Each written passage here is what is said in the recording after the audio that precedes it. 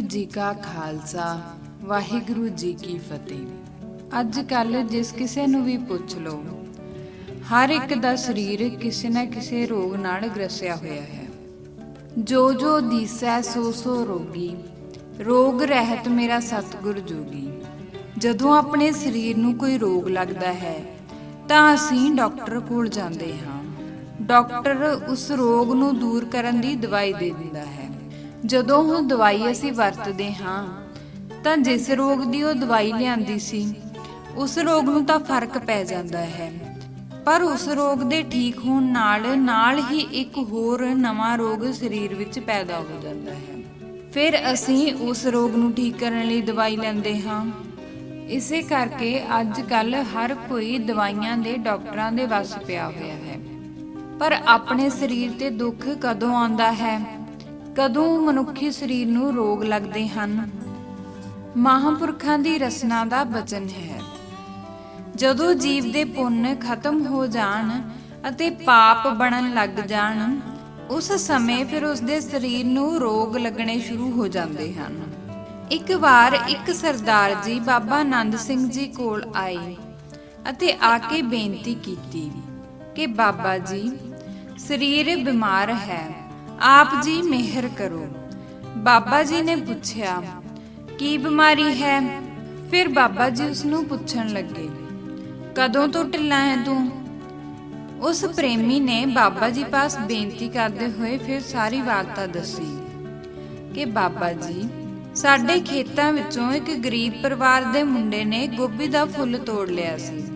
ਮੈਨੂੰ ਇਸ ਗੱਲ ਦਾ ਬਹੁਤ ਗੁੱਸਾ ਲੱਗਿਆ ਅਤੇ ਮੈਂ ਉਸ ਨੂੰ ਸੱਦ ਕੇ ਘੂਰਿਆ ਅਤੇ ਉਸਦੇ ਘਰ ਜਾ ਕੇ ਵੀ ਉਸਦੀ ਸ਼ਿਕਾਇਤ ਕੀਤੀ ਤੇ ਨਾਲ ਹੀ ਮੈਂ ਉਹਨਾਂ ਦੀ ਸੱਜਰੀ ਗਊ ਉਹਨਾਂ ਦੇ ਘਰੋਂ ਖੋਲ ਕੇ ਆਪਣੇ ਘਰ ਲੈ ਆਂਦੀ। ਬਾਬਾ ਜੀ ਸੁਣ ਕੇ ਬਚਨ ਕਰਨ ਲੱਗੇ ਕਿ ਤੈਨੂੰ ਗਰੀਬ ਦੀ ਹਾ ਮਾਰ ਗਈ ਹੈ।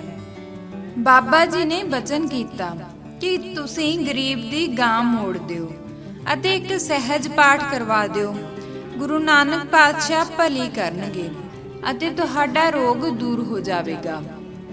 ਹੁਣ ਉਹ ਸਰਦਾਰ ਜੀ ਨੇ ਪਾਠ ਕਰਵਾ ਦਿੱਤਾ, ਪਰ ਗਾਂ ਨਾ ਮੋੜੀ ਕਿ ਸਾਡੀ ਹੱਤਕ ਹੁੰਦੀ ਹੈ, ਅਤੇ ਮਨ ਵਿੱਚ ਸੋਚਿਆ, ਜੇਕਰ ਮੈਂ ਉਹਨਾਂ ਦੀ ਗਾਂ ਮੋੜ ਦਿੱਤੀ ਤਾਂ ਉਹ ਗਰੀਬ ਲੋਕ ਸਿਰ ਚੜ ਜਾਣਗੇ। ਜਦੋਂ ਘਰ ਵਿੱਚ ਸਹਿਜ ਪਾਠ ਆਰੰਭ ਹੋ ਗਿਆ ਤਾਂ ਸਰਦਾਰ ਜੀ ਨੂੰ ਫਰਕ ਪੈਣ ਲੱਗ ਗਿਆ, ਸਰੀਰ ਰਾਜੀ ਹੋਣ ਲੱਗ ਪਿਆ। ਪਾਠ ਦੀ ਸਮਾਪਤੀ ਤੱਕ ਉਹ ਪੂਰੀ ਤਰ੍ਹਾਂ ਰਾਜੀ ਹੋ ਗਏ। ਬਾਬਾ ਜੀ ਕੋਲ ਜਦੋਂ ਦਰਸ਼ਨ ਕਰਨ ਵਾਸਤੇ ਆਏ ਤਾਂ ਬਾਬਾ ਜੀ ਨੇ ਪੁੱਛਿਆ ਕਿ ਤੁਸੀਂ ਉਹਨਾਂ ਦੀ ਗਾਂ ਵਾਪਸ ਕਰ ਦਿੱਤੀ? ਤਾਂ ਸਰਦਾਰ ਜੀ ਕਹਿਣ ਲੱਗੇ, ਬਾਬਾ ਜੀ, ਇਸ ਵਿੱਚ ਸਾਡੀ ਹੱਤਕ ਹੈ।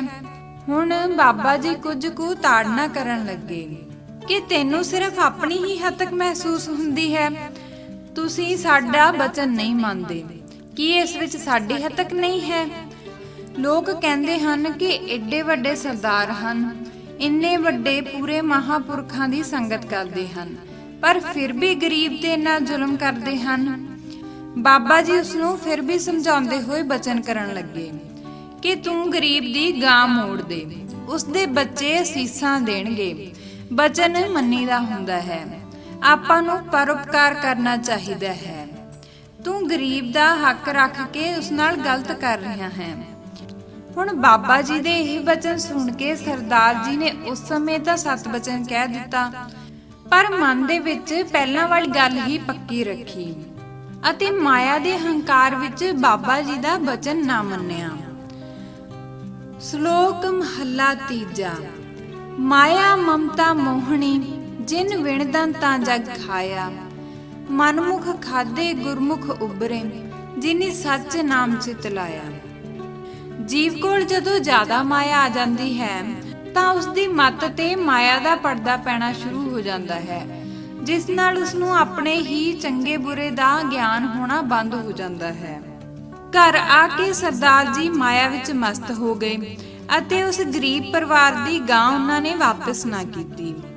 ਕੁਝ ਦਿਨਾਂ ਬਾਅਦ ਉਹ ਫਿਰ ਬਿਮਾਰ ਹੋ ਗਏ। ਬਹੁਤ ਇਲਾਜ ਕਰਵਾਇਆ ਪਰ ਆਰਾਮ ਨਾ ਆਇਆ।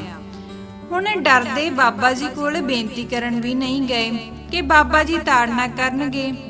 ਪਰ ਬਿਮਾਰੀ ਦਿਨੋਂ ਦਿਨ ਵੱਧਦੀ ਹੀ ਗਈ। ਵੱਡੇ ਵੱਡੇ ਹਸਪਤਾਲਾਂ ਵਿੱਚ ਡਾਕਟਰਾਂ ਨੂੰ ਸਭ ਜਗ੍ਹਾ ਦਿਖਾ ਦਿੱਤਾ, ਪਰ ਸਭ ਡਾਕਟਰਸ ਨੇ ਜਵਾਬ ਦੇ ਦਿੱਤਾ। ਹੁਣ ਉਹ ਕਿਸੇ ਹਕੀਮ ਵੈਦ ਤੋਂ ਦਵਾਈ ਕਰਨ ਲੱਗੇ।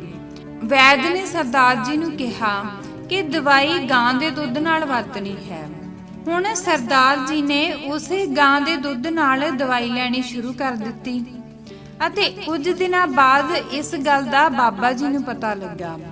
ਬਾਬਾ ਜੀ ਨੇ ਕਿਹਾ, ਉਸ ਨੂੰ ਕਹੋ ਕਿ ਜੇ ਭਲੀ ਚਾਹੁੰਦਾ ਹੈ ਤਾਂ ਗਰੀਬ ਦੀ ਗਊ ਮੋੜ ਦੇਵੇ, ਨਹੀਂ ਤਾਂ ਇਹ ਦੁੱਧ ਪੀਕ ਬਣ ਕੇ ਬਾਹਰ ਨਿਕਲੇਗਾ। ਜਦੋਂ ਬਾਬਾ ਜੀ ਦੀ ਰਚਨਾ ਦਾ ਇਹ ਬਚਨ ਸਰਦਾਰ ਜੀ ਦੇ ਘਰ ਜਾ ਕੇ ਉਹਨਾਂ ਦੇ ਕੋਲ ਪਹੁੰਚਾਇਆ ਗਿਆ ਤਾਂ ਸਾਰੇ ਪਰਿਵਾਰ ਵਾਲੇ ਵੀ ਡਰ ਗਏ ਅਤੇ ਉਹਨਾਂ ਨੇ ਵੀ ਸਰਦਾਰ ਜੀ ਨੂੰ ਬਹੁਤ ਸਮਝਾਉਣਾ ਕੀਤਾ ਕਿ ਐਵੇਂ ਹੱਠ ਨਹੀਂ ਕਰੀਦਾ ਹੁੰਦਾ। ਬਾਬਾ ਜੀ ਪੂਰੇ ਹਨ, ਆਪਾਂ ਨੂੰ ਉਹਨਾਂ ਦਾ ਬਚਨ ਮੰਨਣਾ ਚਾਹੀਦਾ ਹੈ। ਪਰ ਸਰਦਾਰ ਜੀ ਨੇ ਆਪਣਾ ਹੱਠ ਕਾਇਮ ਰੱਖਿਆ ਅਤੇ ਕਿਸੇ ਦੀ ਵੀ ਗੱਲ ਨਾ ਸੁਣੀ। ਸਮਾਂ ਪਿਆ, ਹੁਣ ਉਹਨਾਂ ਦੀ ਪਿੱਠ ਤੇ ਫੋੜਾ ਨਿਕਲਿਆ। ਉਸ ਫੋੜੇ ਨੂੰ ਆਰਾਮ ਨਾ ਆਇਆ ਤੇ ਆਪਰੇਸ਼ਨ ਕਰਕੇ ਪੀਕ ਕੱਢ ਦਿੱਤੀ ਗਈ, ਪਰ ਉਸਨੇ ਆਪਣਾ ਹੱਠ ਨਾ ਛੱਡਿਆ। ਇਤਨਾ ਦੁੱਖ ਪਾ ਕੇ ਵੀ ਉਸਨੇ ਗਾਂ ਨਹੀਂ ਮੋੜੀ ਤੇ ਮਰ ਗਿਆ। ਸੋ ਸਰਦਾਰ ਜੀ ਨੇ ਬਾਬਾ ਜੀ ਦਾ ਬਚਨ ਨਾ ਮੰਨਿਆ, ਜਿਸ ਕਰਕੇ ਉਹਨਾਂ ਦੇ ਸਾਰੇ ਪੁੰਨ ਖਤਮ ਹੋ ਗਏ ਅਤੇ ਪਾਪ ਬਣ ਗਏ। ਰੋਗ ਸਾਰੇ ਸਰੀਰ ਪਰ ਇਤਨਾ ਹਾਵੀ ਹੋ ਗਿਆ, ਜਿਸ ਨਾਲ ਜਿਉਂਦਾ ਬਚਣਾ ਵੀ ਔਖਾ ਹੋ ਗਿਆ ਅਤੇ ਉਹ ਸਰੀਰ ਛੱਡ ਗਏ। ਸੋ ਹੁਣ ਇੱਥੇ ਵਿਚਾਰਨ ਵਾਲੀ ਗੱਲ ਇਹ ਹੈ ਕਿ ਬਾਬਾ ਜੀ ਕਦੇ ਵੀ ਕਿਸੇ ਨੂੰ ਸ਼ਰਾਪ ਨਹੀਂ ਦਿੰਦੇ।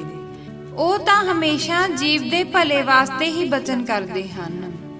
ਇੱਕ ਵਾਰ ਬਾਬਾ ਜੀ ਦਾ ਸਰੀਰ ਕੁਝ ਕੁ ਢਿੱਲਾ ਹੋ ਗਿਆ ਸੀ ਤਾਂ ਬਾਬਾ ਜੀ ਬਚਨ ਕਰਨ ਲੱਗੇ, ਭਾਈ ਸਾਨੂੰ ਬਾਬਾ ਮਹਾਹਰਨਾਮ ਸਿੰਘ ਜੀ ਦੀ ਕੋਈ ਸਾਖੀ ਸੁਣਾਓ।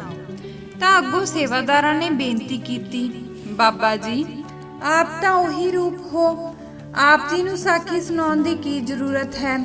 ਤਾਂ ਬਾਬਾ ਜੀ ਨੇ ਕਿਹਾ ਕਿ ਨਹੀਂ, ਸਾਖੀ ਸੁਣਨ ਨਾਲ ਇਉਂ ਪ੍ਰਤੀਤ ਹੁੰਦਾ ਹੈ ਜਿਵੇਂ ਕਿ ਬਾਬਾ ਜੀ ਸਾਹਮਣੇ ਹੀ ਪ੍ਰਤੱਖ ਦਰਸ਼ਨ ਦੇ ਰਹੇ ਹਨ।